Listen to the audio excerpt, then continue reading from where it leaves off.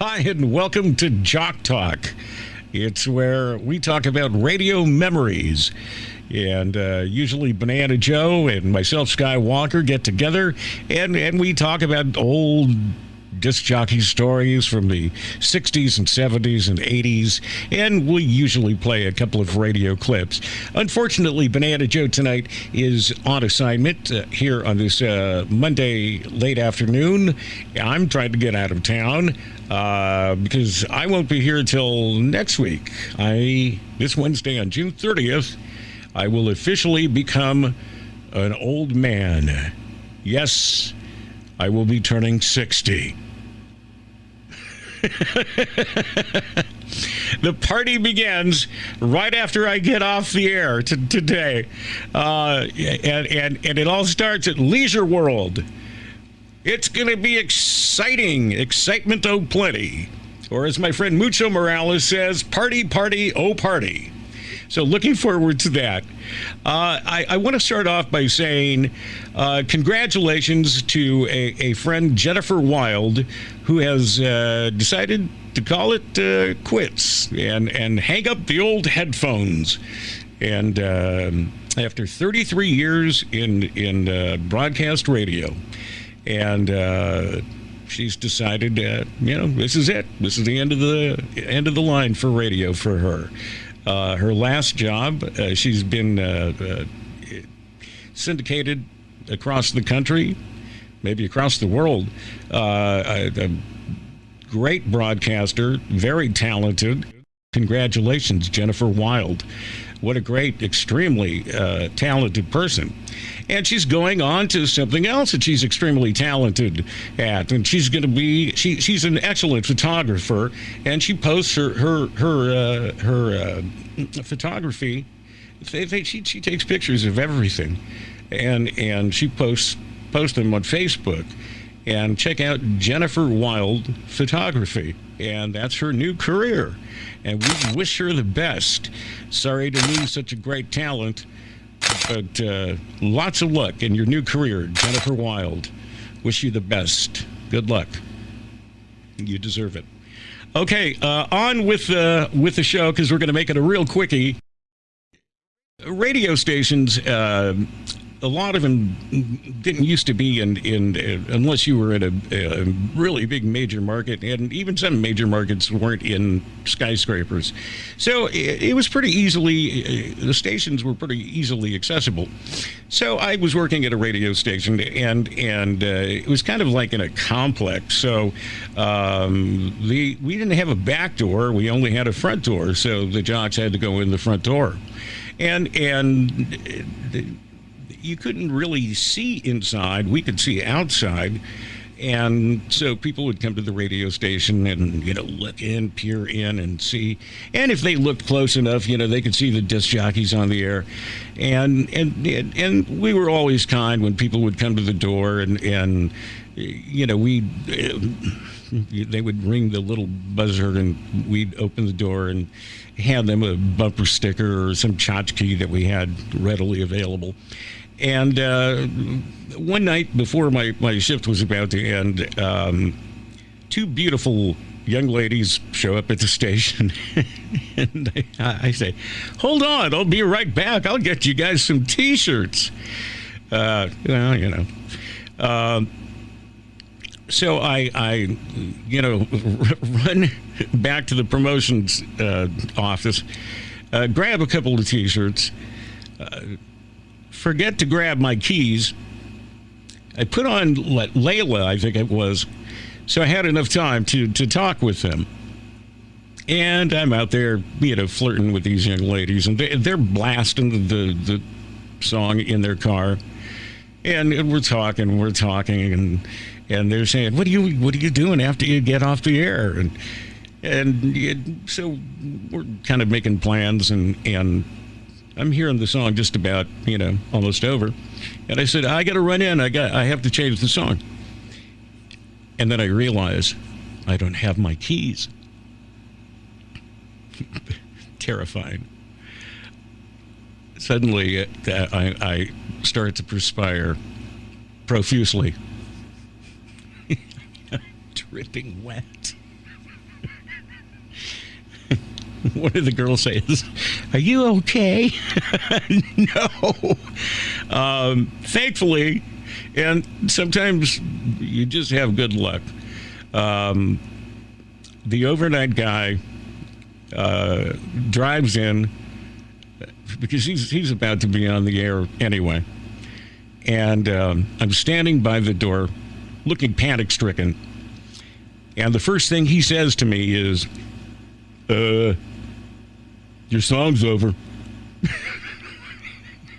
Because he's hearing the record.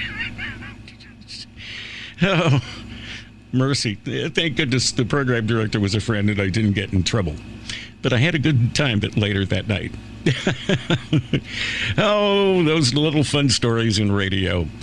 Let's see. Let's play a couple of air checks. I don't want to take too much time tonight because I want to get out of here. You know, Leisure World, things start early. So, and it's too bad Banana Joe couldn't be here on this show tonight. He's on assignment in Modesto, incidentally. But we'll be back together next week. First of all, Banana Joe and I have been talking about FM, how Top 40 was trying to move towards the FM frequency in the early and mid-'70s. And it's funny because he had mentioned Y100 started in 1973, and I said K100 started in 1974 here in Los Angeles. And that's not true because K100 did start in 1973, just as Y100 did. So, they were all trying across the country, Y100 in Miami and K100 in Los Angeles, and also KKDJ in Los Angeles, which became Kiss FM later. But the FM wasn't working as far as Top 40 here in town. Beautiful Music was working.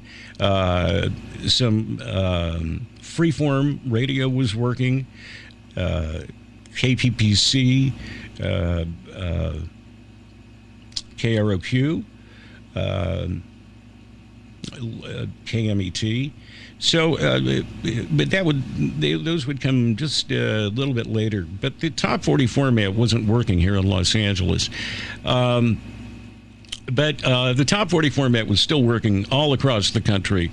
And I want to play an air check of the amazing Big Ron O'Brien, who has been all over the country. And quite a few radio stations here in Los Angeles. But this is when, this is 1975, when he was in New York City. Big Ron O'Brien, anytime he would talk, he would rub his hands together. Whether it was 64 KFI or 99X New York. And so we're going to listen to a cut from Big Ron O'Brien from WXLO in New York. 99X from the motion picture Tommy. That's Elton John's Pinball Wizard. For Celeste, John, David, and Roe, who called up tonight from New Utrecht High School. Also for Kenny, who called up from Mineola High School. Big Ron O'Brien, 721. And I am naked. Ladies and gentlemen, car 404, Jericho Turnpike, Syosset. Thank you. Clear and nice tonight. Low around 50. A great day coming up tomorrow. High of 75. Williamsburg has 70. Rego Park has 69. 70 Midtown from Super X. $20. 99X. That's LaBelle. Going to be a lot of tired feet on 8th Avenue tonight. Woo! Weather's nice. The ladies of the night are out there. Big Ron, 725. Someday you'll own. Sooner or later you'll own General. 99X. 99X. Big Ron O'Brien playing rock and roll. 7:30 in the nighttime. Here's something from Leo Sayers' Just a Boy album. RKO General, you gotta love him. There's Big Ron O'Brien from 1975, who would show up here in Los Angeles later on. This air check is when Rick Dees first arrived at KHJ here in Los Angeles. And the deal is KHJ moved him out here and brought the whole thing was they were bringing his team. Now Rick had a team. Los Angeles wasn't quite used to that because all the morning men that had come before D's, they did their own shtick solo. They didn't quite have a team. So that's Robert W. Morgan, Charlie Tuna, Charlie Van Dyke, the true Don Blue, who Rick Dees replaced on KHJ. And so this was kind of new to the audience, and it was kind of new to the executives at KHJ. Because they were unaccustomed to having a newscaster interact with the morning man. So when they first arrived, they had everything in place. And here's another thing: is when Terrence McKeever, when they first arrived, Terrence McKeever wasn't using a news sounder. He would just from directly out of the music go directly into the news, and that was odd for KHJ. Anyway, this is just recently into Rick Dees' arrival at KHJ. Terrence McKeever doing the news, and then he interacts with Dees as they do a bit. And take a listen. And this is maybe why it didn't work. KHJ, Los Angeles. I'm Terrence McKeever with the Tuesday Commuter Report. It's 6 a.m., 73 degrees in L.A. Actor and superstar John Wayne was declared dead at 5:30 yesterday afternoon. He was 72, dead of cancer. KHJ weather just a bit cooler today, a high of 95, good to unhelpful air quality. At 6:04, Long Beach 67, Burbank is 70, Coastal City 64, and 73 degrees in Hollywood at 93. KHJ. Now, this is Tony Beretta, and I'm going to lay it to you on the line. I'm going to tell you the facts, man, like the facts are, and that's the truth. Now, you can take that to the bank, or you can take it to a savings and loan. It don't much matter, but here's the facts. Rick Dees is the best, man, and nobody's been listening. Well, now, let me rephrase that. That ain't true. A lot of people been listening, but not enough. Now, I'm getting ticked off. Now, that ain't true. Let me just say this. I'm upset. Ticked off is a different word, but I want to tell you something. I was born a kid, and kids know what kids think. And kids are basically what they are because they know that. That's fine, Tony. And if that ain't the truth, then this is. Tony, because my mom told me, and that's the way it is. And take some STP and put it in your nose. Would you get up? Quite enough, Tony. Would you get him off the air? Unsolicited testimonials are getting a little too much. So you have unbelievable. Hey, the time now is 6:05. And I got some things for you this morning that you are going to love. Keep it right here at KHJ. Love it, love it. That's Randy Van Warmer, and this is Rick Dees in the morning. And just when I needed you most, zip, there you go. It is now 9 minutes after 6 o'clock. And I tell you what we have. We have some Dees discount questions. We also have a number to call in for our wake-up line, and that is 520-1979. That's 520-1979. And let me give you a little weather information, if I possibly could. Some hotness again today. A high of 95. We had 105 yesterday. Sunshine today, too. The low tonight down to 70. And right now in Hollywood, it's 74 degrees. In the valley, it is now 70. In Orange County, you have 69. And on the beaches, it's the coolest of all now, although it'll be the warmest, I'm sure, by the end of the day. It's 64 degrees on the beaches. What is it, Paul? Paul Lynn came in from Hollywood Squares. What did you want? Huh? Rick, What? I understand the Chinese have got a cheap substitute for jockey shorts. What is it? They call them Singapore slings. Hey, let me tell you the time. All right. It is 12 minutes after 6. Rick Dees in the morning. Friday on KHJ. And we end with a Bobby Goshen promo. You know, what I was trying to say is you can hear as Terrence McKeever and Rick Dees are talking over the Beretta bit, and the people at KHJ, the executives, are pulling their hair out, saying no. So they moved Terrence McKeever, who was a part of Rick Dees. I mean, they were a kind of a team in Memphis. You know, all of his people, he and Julie Dees, and and the whole cast of idiots is what they used to call themselves. And Terrence was moved to afternoon news. Lee Marshall was moved to morning news and no longer had any interaction with Rick Dees on the air. And that kind of threw the show out of sync, and it just seemed forced. So, that became problematic for Rick to find another job, in L.A. because people weren't they didn't know about Rick Dees other than Disco Duck, and they weren't quite accustomed to his shtick. So, before, the Kiss thing happened, a lot of people don't know this story, but right before Dees was hired, Charlie Tuna was made quite a sweet offer to return to Kiss FM. Keep in mind, Charlie Tuna had a more recognizable name at the time. Everyone knew of Charlie Tuna. He had a great reputation. He's the one who was at KKDJ, 102.7 KKDJ. He changed the call letters from KKDJ. He was a program director. He changed the call letters from KKDJ to KIIS FM, Kiss FM. And they thought it would be a great reunion. And they made him a nice, sweet offer. But K-Hits 97, where he was working, had made him, a much nicer offer. And he did not want to leave that deal. And so he turned down the offer.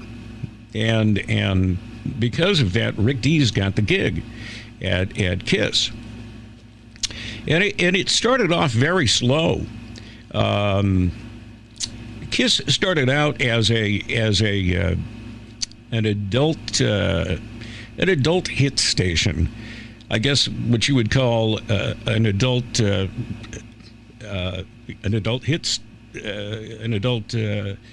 hits contemporary station. Is that a term now? Is that a category?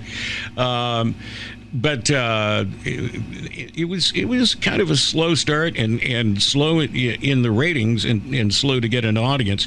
I remember the jingles were basically the WLS jingles, and they said music radio, Kiss FM, sung exactly as the WLS jingles were sung. And the ID, the legal ID at the top of the hour was done by, I believe it was by Danny Dark, and it was a very soft ID, and it said your number one adult hit station, 102.7 KIIS, Los Angeles, and they would run that over the top of the hour song. And they hired Laurie Allen to do nights. First, Big Ron was brought in to do afternoons, and people thought that he was the afternoon guy. And one day on the air, he says, well, they finally made it official. A lot of people thought I was the afternoon guy here, but I was just temporary. They finally made me permanent employee, and I am your afternoon man on Kiss FM officially as of today. And so he actually announced it on the air. I didn't even, no one actually, except the insiders, the powers that be, knew that he was temporary. And then they brought in Laurie Allen to do nights from San Francisco. Laurie Allen was married to Bruce Vidal, and they were both working in San Francisco. So Laurie Allen was brought in to do 7 to midnight, and Bruce was working in San Francisco. So, Bruce was out of work, because Laurie is now working 7 to midnight in Los Angeles. And so they offered Bruce Vidal weekends at Kiss FM. And so that worked out. That was fine. And I'm not sure how this kind of took place, but and it could have been that they were trying to recreate kind of an old top 40 station, because it eventually kind of evolved into that kind of top 40 sound, where there were no females, or maybe just one female late at night or overnights. And I used to date Shauna, who was on KHJ and KFRC, and we talked a lot about that. And I don't know why they felt Laurie Allen wasn't the right fit for 7 to Midnight, but Bruce Vidal sounded very much like John Records Landecker, and so they replaced Bruce in the 7 to Midnight shift, and put Laurie, in on weekends. They flip-flopped them. And it wasn't good with Laurie, and KMGG came knocking at her door. And of course she took the gig at 7 to Midnight, good money. But this is, now she's going up against her husband, and that was interesting. And all of the news magazines, the entertainment news magazines, caught on to this. And there was a great story they did on several. One was Our Magazine, and I've got this clip.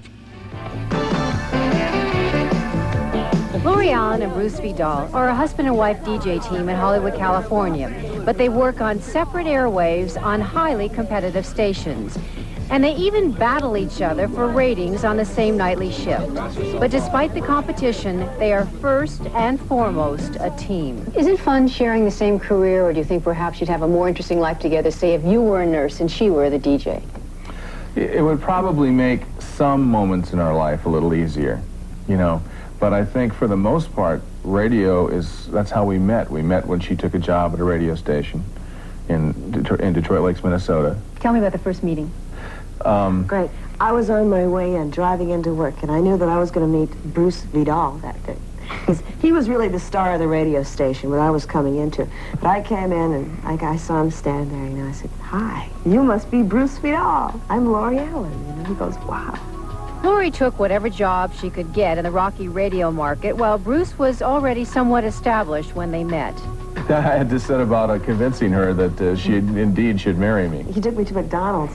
No. Yes, he did. He bought me a quarter pounder and fries and a shake. And did you clap your hands the right way, whatever you're supposed to do at McDonald's? Yeah, it was all very perky. 6 o'clock at KIIS-FM Los Angeles. I'm Bruce Vidal. Today, Bruce has the #1 rated show in his time slot in California. But just down the street, his competition is working hard to change that. Looking back, did you ever think in the early days that you'd be competing with one another? No, I don't think we ever really thought about it in those terms. I think we at that time really thought our big dream was we'd work at the same station together. Yeah. But I don't think we thought we'd ever be doing this, head-to-head combat like this. The great Bruce Vidal and Laurie Allen. Boy, I've been in that house with my ex-wife many, many times back in the day. And we lost Bruce way too soon. Way too soon. It's a crazy business. Lots of stress. Sometimes you rethink about things. When we were young, boy, we could take it all. And now that I'm turning 60, I can't remember my name. I just can't wait for the party at Leisure World tonight. So I'm heading out of here. I thank you for watching these podcasts. This is podcast number 8, Banana Joe. May do another one this week, but we'll be back with you, both of us, next week. I thank you for watching, and we do appreciate it. All the radio memories and the radio stories, and please reach out if you have any and want to share.